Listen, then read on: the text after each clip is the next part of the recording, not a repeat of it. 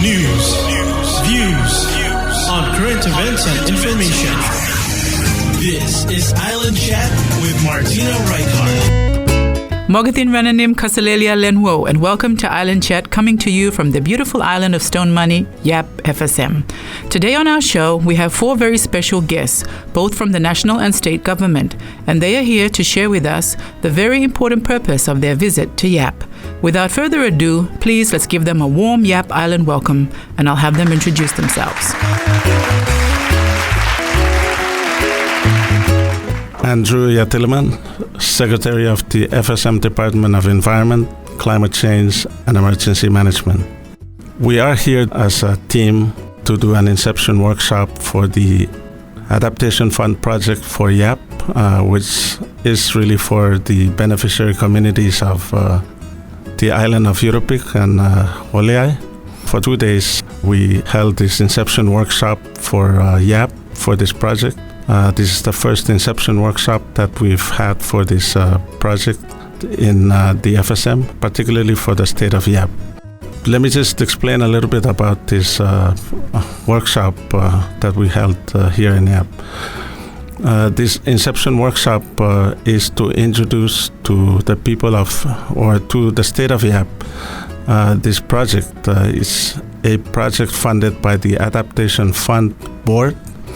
It's a funding mechanism under the UN Climate Change Convention. And out of that, several years ago, we put in an application for this adaptation fund.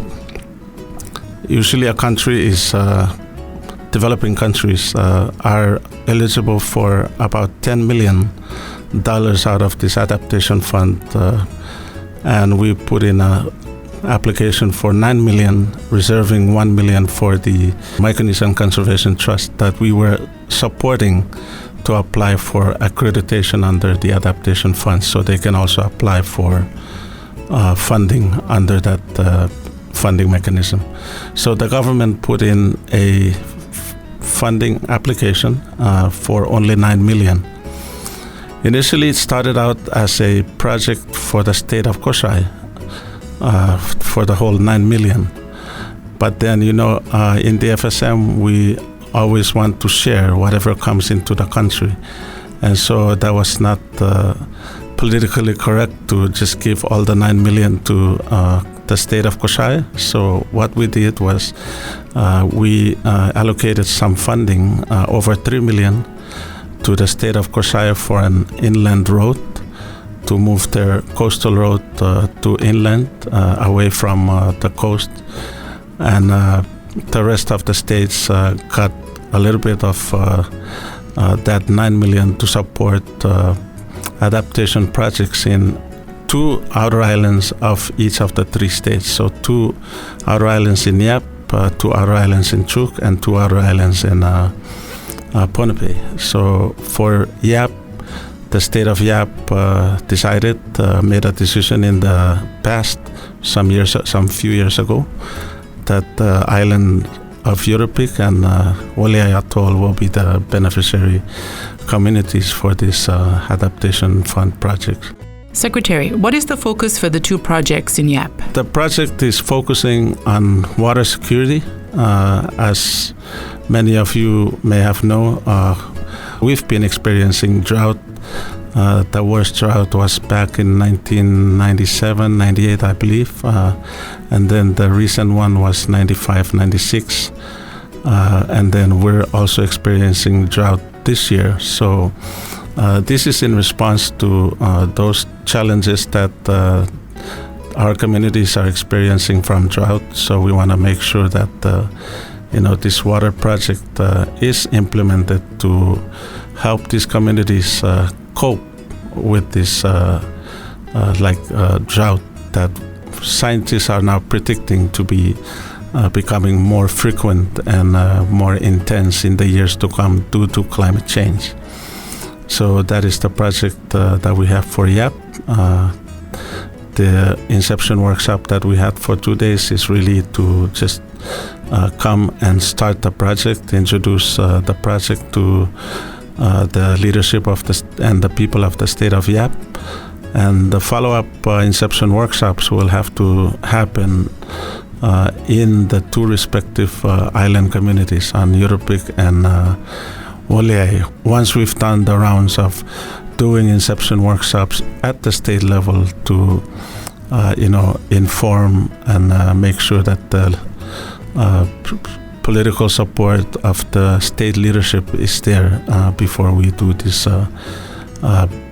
project implementation. So one of the key things about this project is How important is it for community participation and involvement in this project? One of the key things about this project is we wanted to make sure that it is community driven, that the communities are the ones implementing the projects, because we know that from experience that projects in the past were done top down, where someone in government planned it and then bring it to the community and implement them. And we know that a lot of them were never successful because the communities don't take ownership of them.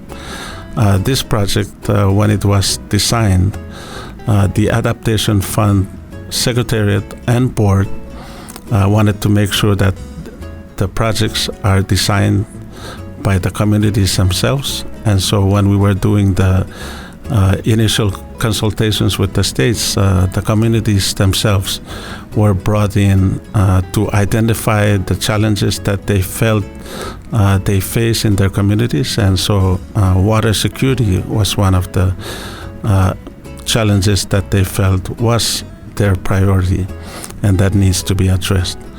So based on that, the communities themselves, identified that to be their challenge, and then put in the proposal for funding to address that issue that they themselves feel is a priority issue for them.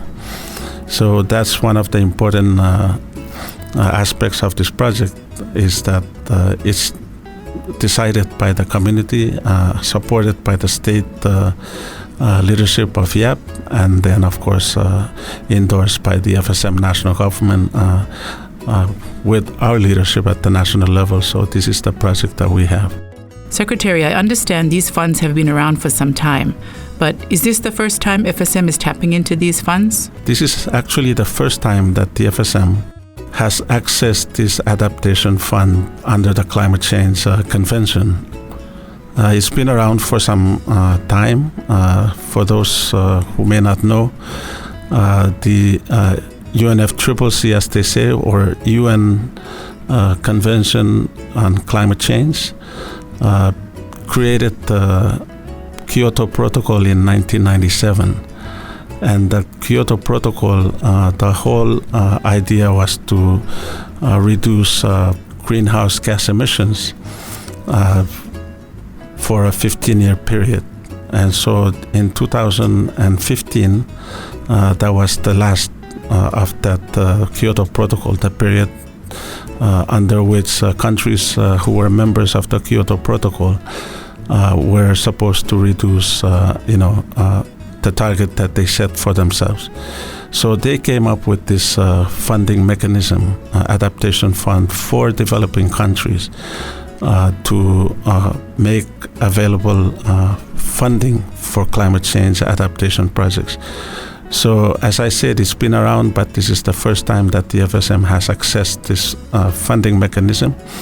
It took a while for us to put in the application, and then it gets sent back and forth from the Adaptation Fund Secretariat after board reviews and then returns back to the FSM. But then finally it was approved, so now it's ready to be implemented. I should explain that because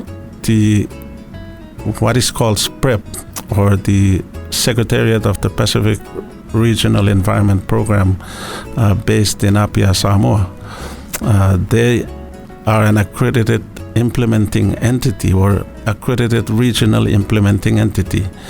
And so SPREP assisted us by being the RIE, or Regional Implementing Entity, for the region, and they packaged our proposal together with us and with the communities, and so this is where we are finally ready to implement the project. Thank you, Secretary, for the history behind this project.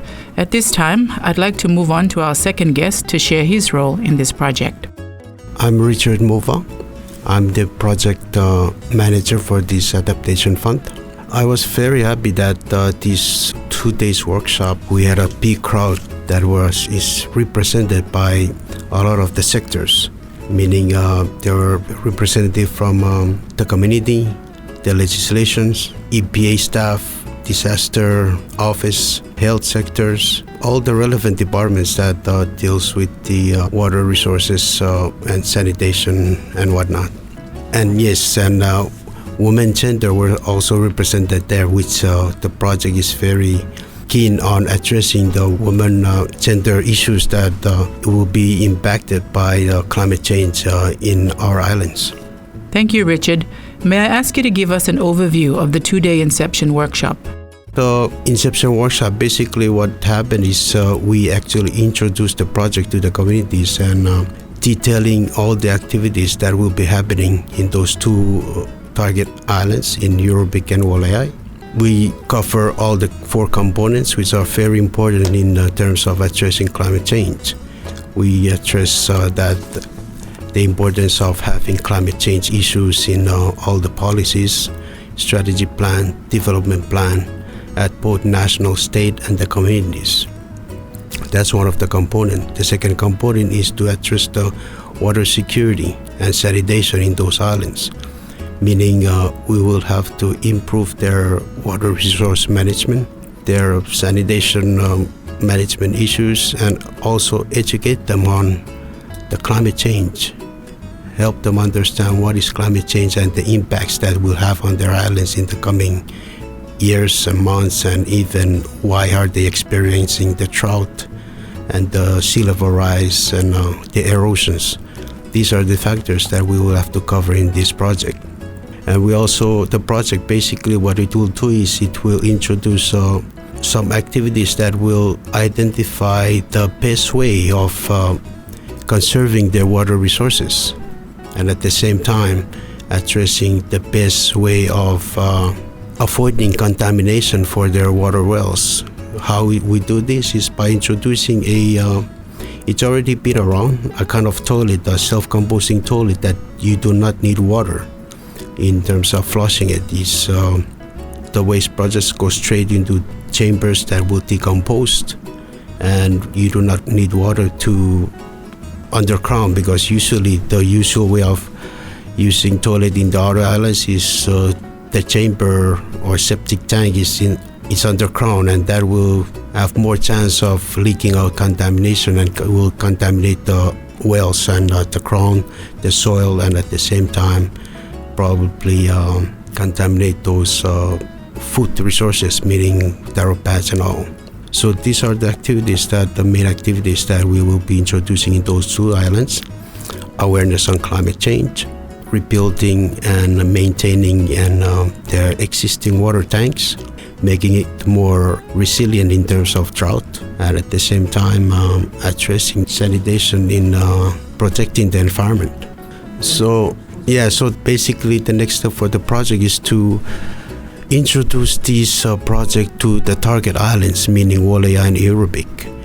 We need to, as Secretary has alluded to, that this project is a community-based driven project, and we actually need to have the community inputs on the best way of carrying out these activities.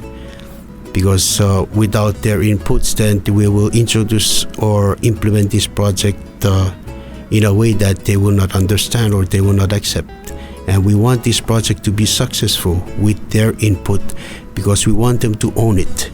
This project is theirs, and they need to have that ownership, not just on an individual level, but on the whole community level, including all the leadership and especially the women. The women group needs to be very involved in this, and it needs to be registered that all the population from all sectors in the community needs to be involved in implementing, in planning, and deciding on how the best way to carry out these activities of the project. Now that the 2-day workshop for the state is done, what's next? The next step for the project is to introduce this project to the target islands, meaning Walaya and Irubik. We need to, as Secretary has alluded to, that this project is a community-based driven project, and we actually need to have the community inputs on the best way of carrying out these activities. Because without their inputs, then we will introduce or implement this project in a way that they will not understand or they will not accept. And we want this project to be successful with their input because we want them to own it. This project is theirs and they need to have that ownership, not just on an individual level, but on the whole community level, including all the leadership and especially the women. The women group needs to be very involved in this, and it needs to be registered that all the population from all sectors in the community needs to be involved in implementing, in planning, and deciding on how the best way to carry out these activities of the project.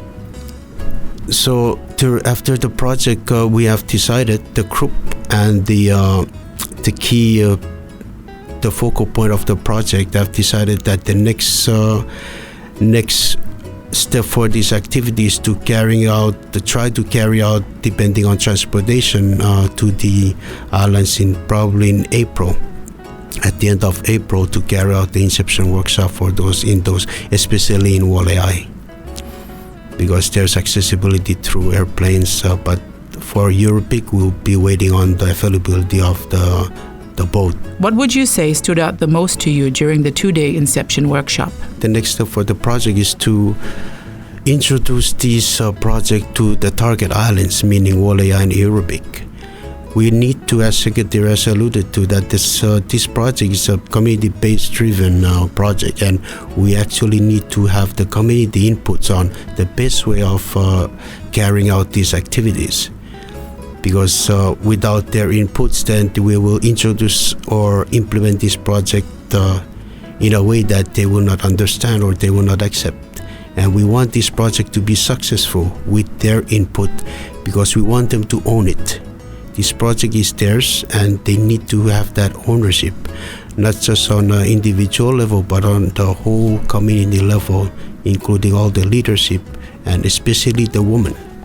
The women group needs to be very involved in this, and it needs to be registered that all the population from all sectors in the community needs to be involved in implementing, in planning, and deciding on how the best way to carry out these activities of the project. So after the project, we have decided, the group and the key, the focal point of the project have decided that the next step for these activities to try to carry out, depending on transportation, to the islands probably in April, at the end of April, to carry out the inception workshop for those, especially in Walaya, because there's accessibility through airplanes, but for Europic we'll be waiting on the availability of the boat that is addressing for the disaster that happened last month. What I really like about the workshop is that there were few legislators that they came to attend and really understand what is the activity that we are going to carry out under this adaptation fund, and they have voiced their support in terms of their parts, in terms of the policies, in terms of looking at their strategy plan and inserting where are the gaps that needs to be filled in to address climate change in the development of EAP state. And I was very happy, and the participants were very happy to see their leadership getting involved in the discussions, sharing their feedbacks, asking questions that are very relevant to the community that this project must address, and making sure that people understand the purpose and the advantage and the benefit of this adaptation fund project that will be happening in Eurobic and Walei.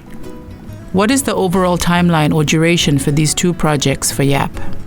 Duration of this project is 5 years, and right now we are still in our first year, and the participants have voiced what is the guarantee that this project will be carried out on time.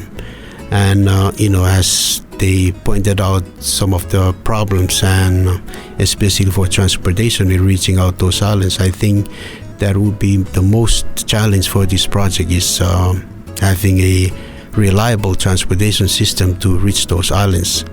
But I was just happy that all the feedbacks from the participants, the leadership and the agencies were very helpful in guiding and planning for this project implementation in the coming months.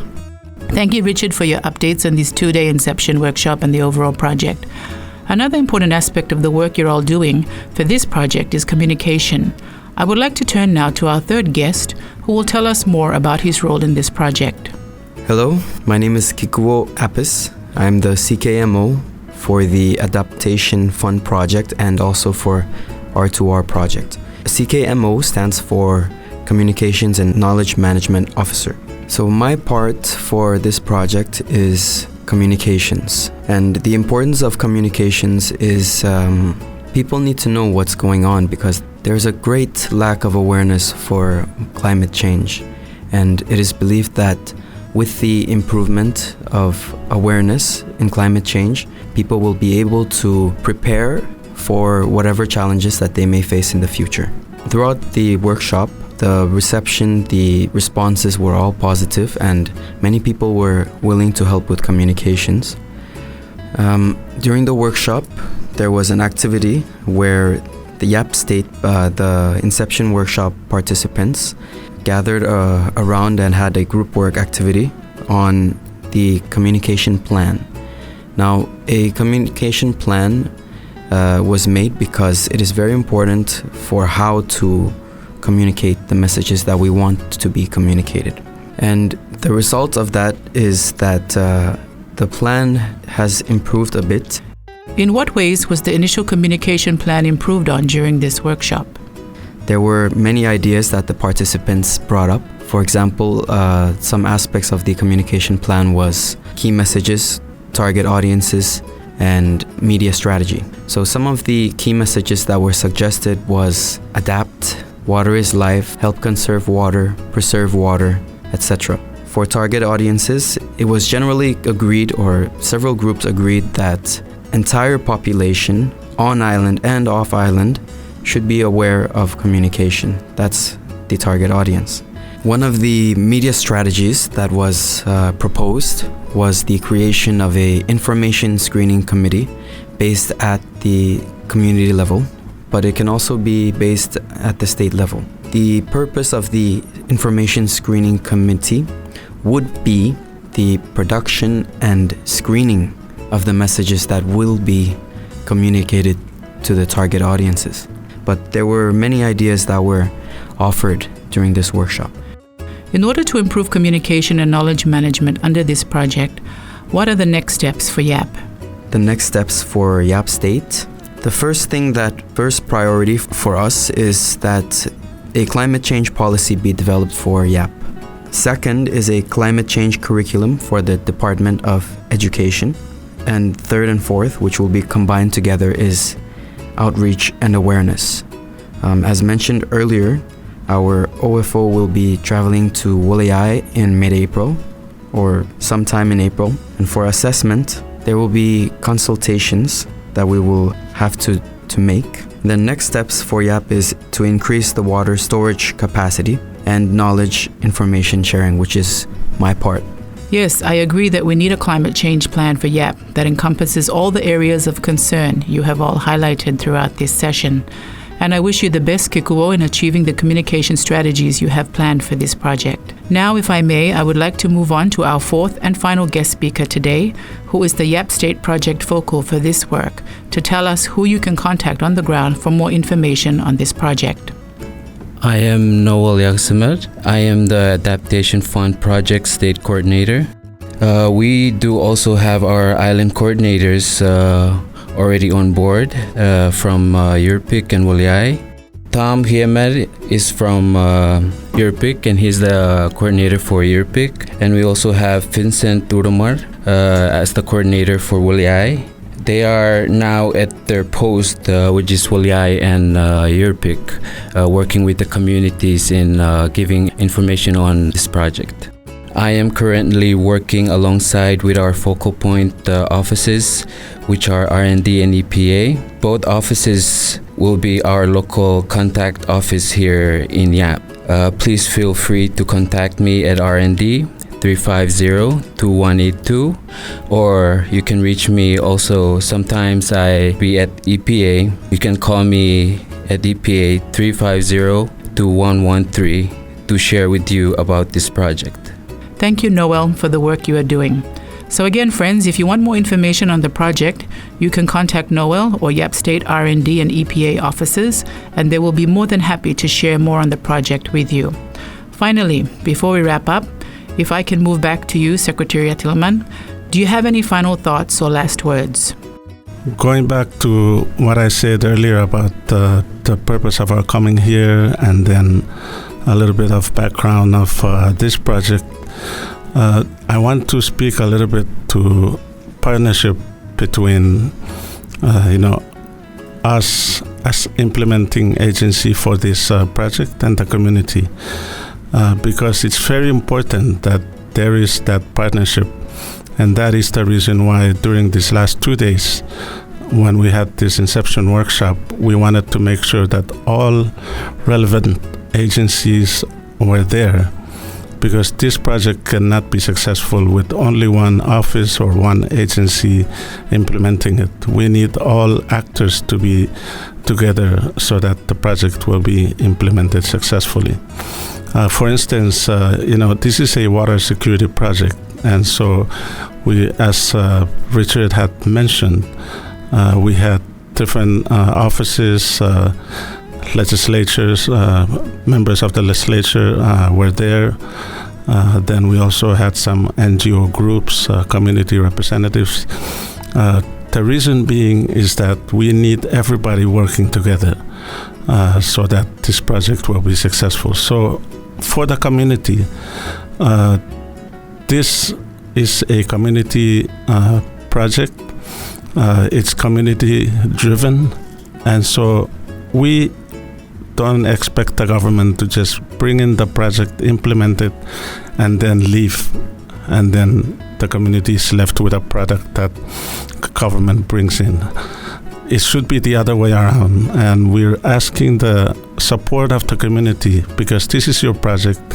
You ask for it, so we need the cooperation of the communities of Yurpik and Waliai to make sure that everyone works together with our project coordinators and our state level coordinator to make sure that this project is implemented timely, so that everything is done within the 5-year period that we're granted to implement this project. So the communities, your cooperation, your participation, active participation is going to be very crucial in the success of this project, because without your cooperation, without your active participation in the implementation of this project, it's not going to work. So that's why we need you as the community, as the beneficiaries of this project, to make sure that you also do your part.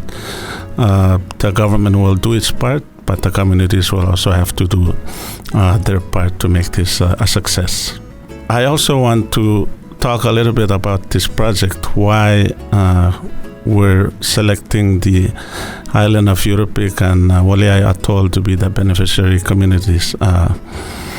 I said earlier, when I explained the background of this, that that was the decision of the state leadership for those two island communities to be the beneficiary communities for this water security project. But it goes beyond that. We implemented a similar project on the island of Fais.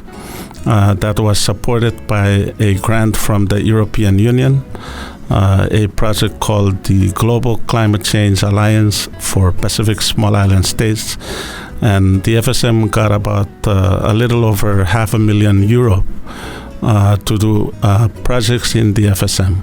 And so 2 communities were identified, one in Yap, and that was the island of Fais, and another community in Chuk was also identified.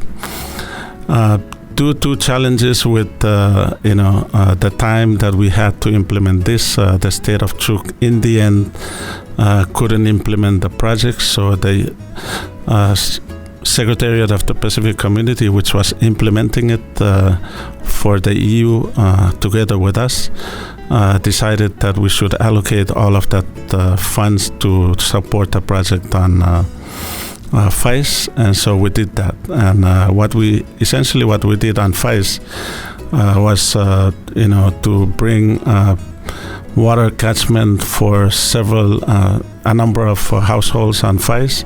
We also redid the water well on FICE, put in solar water pump and solar panels, put a security fence around it so that it's safe, and then we put in what they call the first flush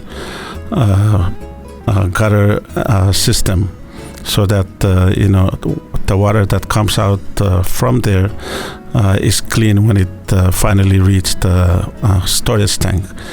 So it was very successful because the drought of 2015 and 16 came and went, and the government spent not a penny nor a bottle of water for the community of Fais because they had that water system in place.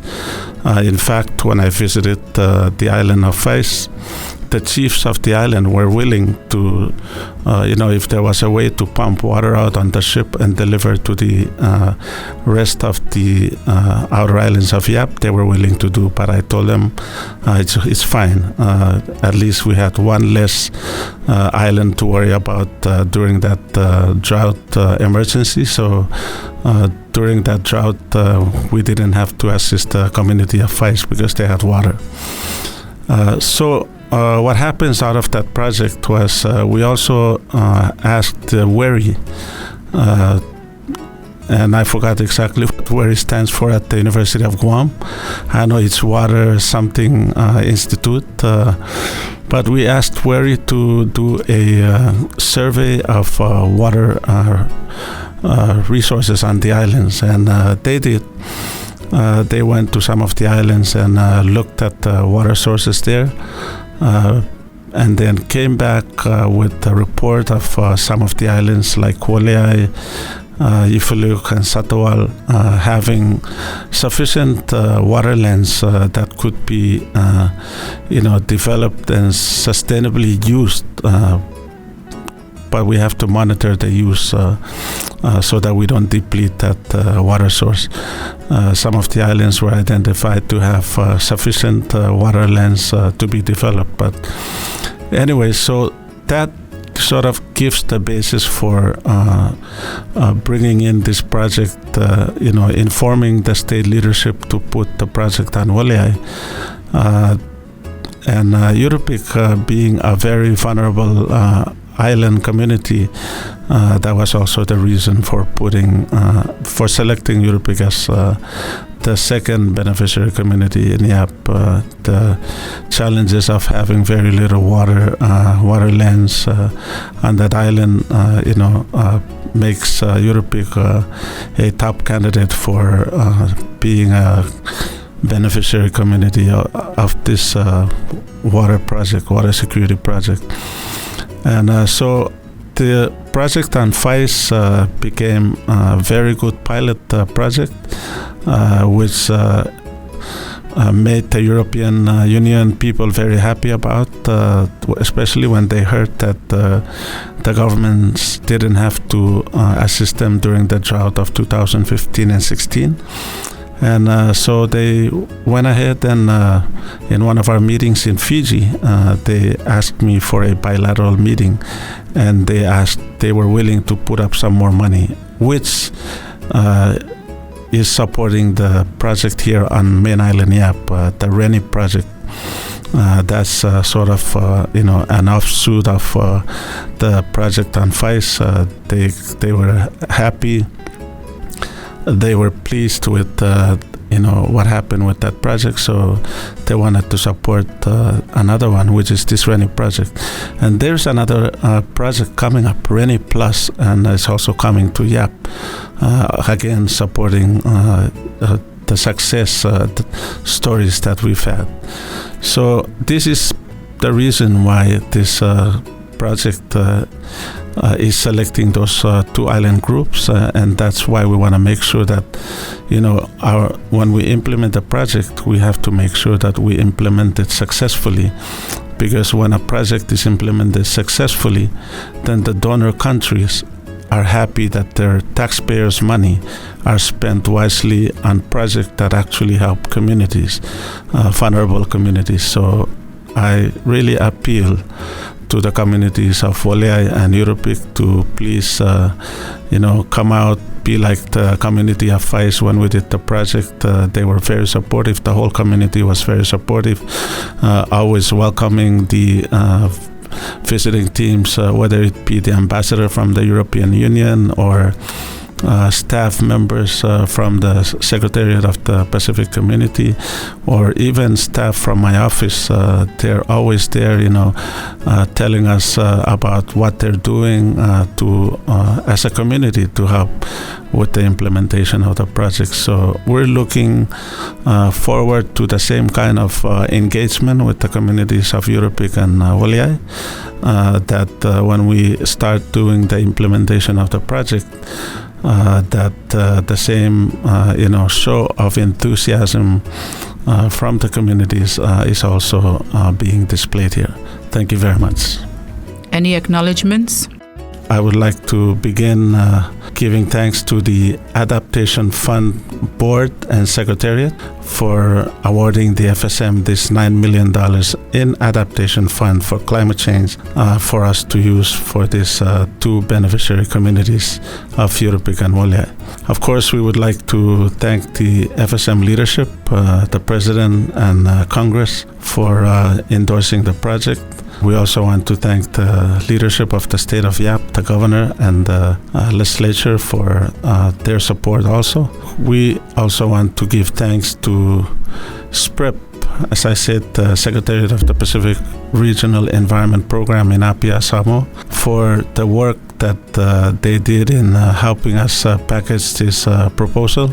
Took a while, some years, to fine-tune the proposal until it was accepted by the Adaptation Fund Board in Washington, D.C. So we thank them for that, and they continue to help us. They are implementing the project as regional implementing entity with our office as the executing agency.